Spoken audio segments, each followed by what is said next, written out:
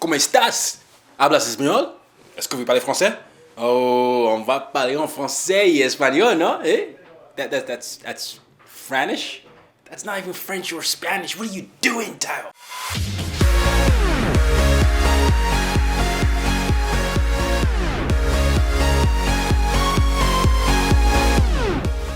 Welcome to a new episode of Use Your Difference, and I'm your host, Ty Rockson. As always, this is the place to be if you want to take your culture awareness to the next level. So what are we talking about today? Today, we are discussing how to be a master connector, how to be able to connect effectively across cultures. But before I get started in sharing those tips, I feel it's more effective for me to tell you a little story. So when I was a little kid, when I was younger, let's say 11, I think it was 11. When I was 11 years old, 12 years old, I had just moved to Burkina Faso. Strong Nigerian accent. I was now in a French-speaking country in an American international school with people from all sorts of accents. So I was just interacting with people from several backgrounds. And one of the things that I instantly started to feel was very introverted. I started to climb into my shell because I felt like, everybody else is so different. They sound different from me. They look different from me. How can I actually connect across this cultural divide? And, that went on for weeks. And I started coming home and I was a little sad and I would go to sleep in my curled up position. And I was like, yeah, Mom, no one likes me. And of course, that was not the case. So after a few weeks of doing that, I started to realize and look around me that people started to congregate after school around activities. And for some reason, the activity that I loved doing the most, and still today, was sports. I started to see that people were just convening around different sports. And up until that time, the only sport that I knew how to play, or actually had a lot of knowledge about, was football. Some people call it soccer. I first started calling it football. Latin Americans call it football. Either way, it was football. It was the round ball, the thing you actually use your foot for. But I knowing that was my only connection to sports, I started to realize that I needed to educate myself on other sports. So I went to the library and started reading up on basketball as well as tennis. I read up on the history of basketball, read up on the history of tennis. And for basketball, I wanted to know every single thing, all the fundamentals, how it got started, why it got started, who the greats were. I did the same thing for tennis. And then while I was done and I read all the books in the library, I then started to pick up magazines that were, of the day. So it was Sports Illustrated for kids back then. I don't think they do it anymore. And I started to learn about the people that were popular at the time. At the time, it was Allen Iverson, it was Kobe Bryant, it was Shaq, it was Tracy McGrady. All these people that were really, Vince Carter, people that were really starting to hit their prime. So I started to master all this, and I read issues, maybe like a year worth of issues. And when I felt confident that I knew the sport, I went to the best basketball player on campus, his name, Michael Albright, and I was like, hey, buddy, could you please teach me how to play basketball? I know all the rules now. I know everything. And to my great surprise, he said yes. And what happened was incredible because those 1-on-1s after school became 2-on-2s, then 3-on-3s, and 4-on-4s, and 5-on-5s. I started to see the importance of connecting across cultures using stuff that you love. So that was my first taste of really connecting across cultures and finding comfort in an uncomfortable position.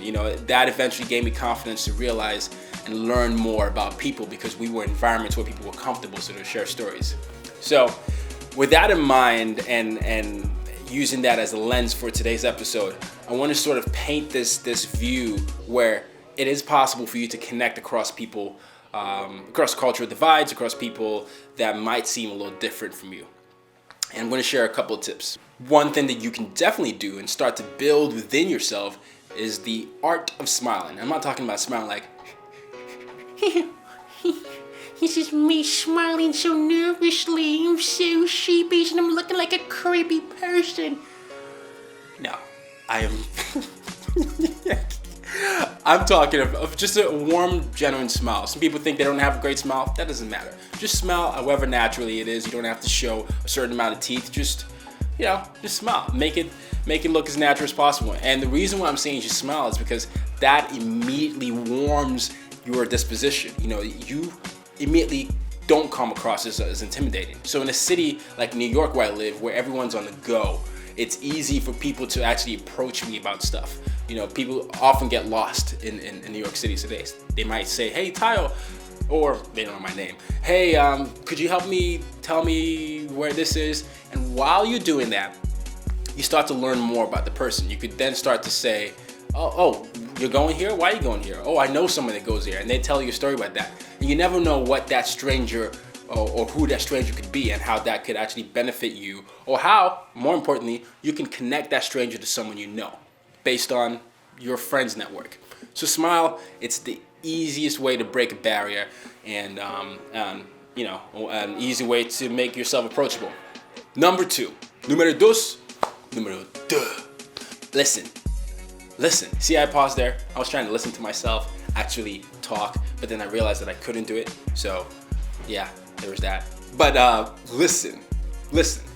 If you start listening, that's how you actually know how you can help. And I know it's easy for me to say listen, and it's better to listen because you have one mouth and 2 ears. But listen actually in an active way is different from just hearing something. When you listen in an active way, you're hearing, you're looking for pain points. You're trying to figure out what it is that you can actually do to help.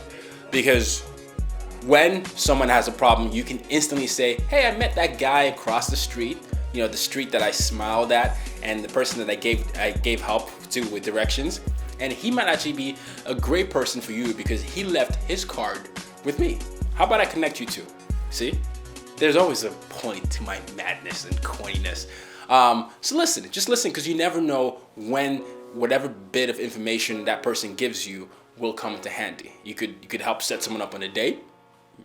There's that. You could help set someone up as business partners, or you could just say, hey, you should meet my buddy. He's also a New England Patriots fan or a Manchester United fan. Maybe you guys can, become friends. So listen and try to do that more than you talk. In offices, try to do that more than you talk. In first-time situations, listen more than you talk. It will pay off. Third thing that you can do is ask open-ended questions. Now this relates to the listening point that I said earlier. If you're wondering how can you listen, how can I get myself to a point where I'm not the one doing most of the talking, ask open-ended questions. Questions like, hey, tell me about a time when, or tell me about that. Someone tells you, hey, so I just came to New York and I sort of came here because this has been the city of my dreams. Tell me about that. Why is it the city of your dreams? So ask questions that cause the person to tell you a story. Start questions with why, how, why is it important to you?